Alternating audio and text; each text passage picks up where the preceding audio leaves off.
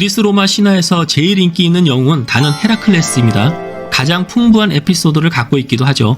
오늘 설명할 작품도 헤라클레스 이야기입니다.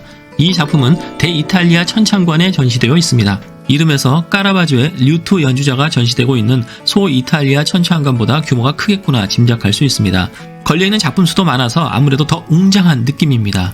소이탈리아 천창관에서는 주로 17세기 이탈리아 바로크 회화들을 전시하고 있는 반면 대이탈리아 천창관에서는 18세기 이탈리아 고전주의 미술이 소개되고 있습니다.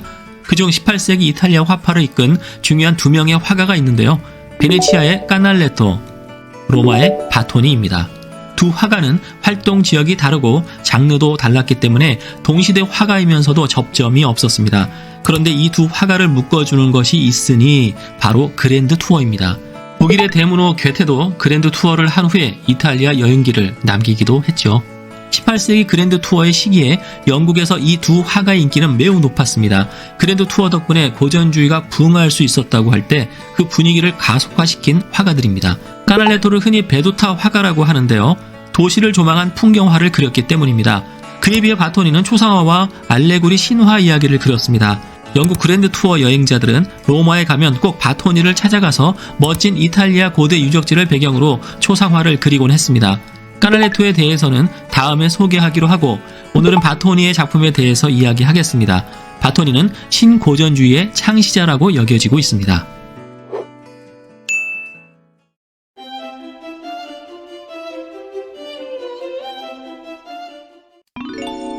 이번에 보실 작품은 미덕과 악덕 사이에 있는 헤라클레스입니다. 18세기 로마 화단을 주도했던 바토니는 교훈이 되는 주제에 관심이 많았습니다. 이를 표현하기 위해 알레고리와 신화 이야기에 천착했습니다. 그리스 로마 신화가 현대인들에게는 황당해 보여도 이야기 속에 교훈을 담고 있습니다. 한때 사람들은 그 허무맹랑한 이야기를 진실로 믿었고 인간을 닮은 신들에게 제물을 바칠 정도였지 않습니까? 따라서 현대인들은 적어도 그 교훈만은 되새겨볼 필요가 있습니다. 오늘 해설할 헤라클레스의 선택도 그 대표적인 예이죠. 이 그림은 미덕과 악덕 사이에서 선택해야 하는 헤라클레스의 고민을 알레고리로 표현했습니다. 이 이야기는 기원전 5세기에 크세노폰이 쓴 소크라테스 회상록 2권에 나옵니다. 젊은 헤라클레스가 양아버지인 암피트론 왕의 양떼를 몰고 갈 때 언덕에서 두 여인이 헤라클레스에게 다가왔습니다. 각각 미덕과 악덕을 상징하는데요. 이 그림에서는 두 여신으로 묘사되어 있습니다. 두 여신은 비너스와 아테나입니다. 한 여신은 그에게 인생의 만족을 주겠다고 하고 다른 여신은 노동의 성취를 주겠다고 하네요. 과연 헤라클레스는 어떤 선택을 하게 될까요? 이것을 맞추기 위해서는 알레고리 해석이 필요합니다. 알레고리는 주제와 직접적 관련이 없는 사물들을 주인공 주변에 배치하여 그 사물들의 속성을 통해 등장인물의 성격을 드러내는 방식을 말합니다. 알레고리에 대한 설명은 정의의 신전에선 예카테리나 여제를 참고하시면 좋습니다. 영상에 링크를 걸어놓겠습니다. 이 그림의 감상은 헤라클레스의 시선에서부터 시작합니다. 헤라클레스가 어디를 바라보고 있죠? 네, 몽둥이입니다. 그럼 거기서부터 이야기를 시작해볼까요? 오른쪽에 비너스 여신을 보겠습니다. 미와 사랑의 여신이에요. 비너스는 손가락으로 몽둥이를 가리킵니다.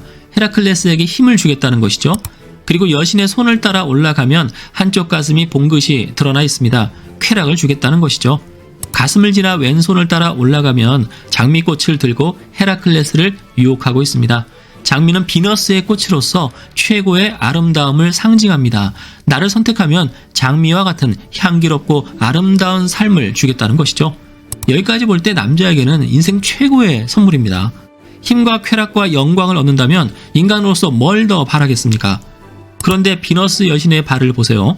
그녀의 발치에 펼쳐진 책, 악기, 그리고 과일이 있는데 이들은 바니타스, 즉 허무를 의미합니다. 책은 지식인데 왜 허무일까요? 제 채널의 영상들을 차근차근 보신 구독자 중에 이런 분이 계실 거예요. 그림 감상이 생각보다 어렵지 않네? 이참에 서양미술사 책 한번 사서 읽어봐.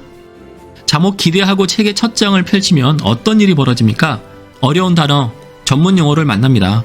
기왕 읽기로 맘먹었으니 위키피디아, 백과사전을 뒤져봅니다. 그런데 그 용어를 설명하는 페이지에 또 다른 어려운 단어들이 나옵니다. 이걸 다 알려면 끝이 없겠구나 단식하며 책을 덮습니다. 책은 배움의 끝없음, 고생해서 공부해도 다 채울 수 없는 공허를 의미합니다. 악기는 왜 허무일까요? 예를 들어 콘서트를 위해 오케스트라 단원 50명이 석 달 동안 일주일에 2번씩 모여서 연습을 했다고 칩시다. 화려한 무대에서 웅장한 오케스트라 사운드와 함께 감동적인 2시간짜리 연주회가 불꽃처럼 막을 내렸습니다. 그 후 텅 빈 무대와 조용한 관객석을 바라보면 어떤 느낌을 갖게 될까요? 과일은 언젠가는 썩을 수밖에 없기 때문에 역시 허무의 상징이 됩니다. 그런데 비너스 여신은 의도적으로 자기 발로써 이 허무의 속성들을 감추고 있습니다. 용맹과 쾌락과 영광을 주겠지만 그것들은 허무로 끝날 것임을 여신은 숨긴 것입니다. 이제 왼쪽 아테나 여신을 보겠습니다. 전쟁과 지혜 여신이에요. 아테나 여신도 몽둥이를 가리킵니다. 몽둥이는 힘의 상징이지만 또한 고생을 의미하기도 합니다. 목숨을 위협하는 수많은 적들과 싸워야 하죠. 이 그림에 싸워야 할 대상들이 묘사되어 있습니다. 한번 찾아보시겠습니까? 우선 아테나와 헤라클레스 사이 가장 잘 보이는 곳에 하데스의 수문장 케르베로스가 있습니다. 지하세계에 들어온 영혼들이 빠져나가지 못하게 막는 삼두견입니다. 헤라클레스는 과업을 완수하기 위해 이 감시견을 제압하게 됩니다.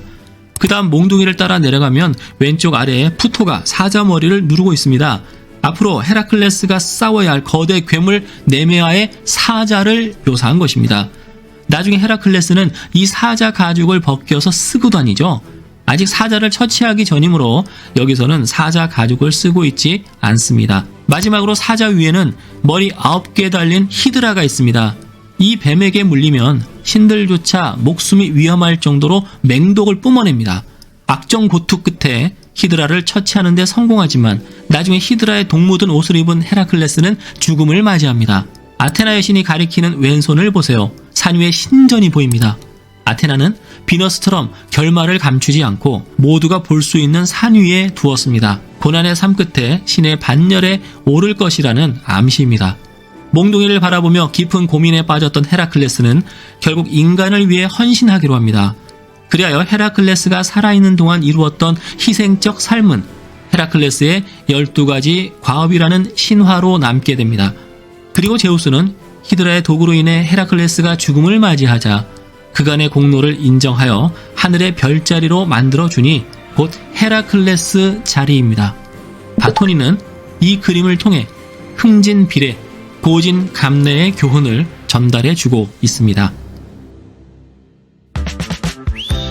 영상 재밌게 보셨다면 구독과 좋아요 부탁드립니다.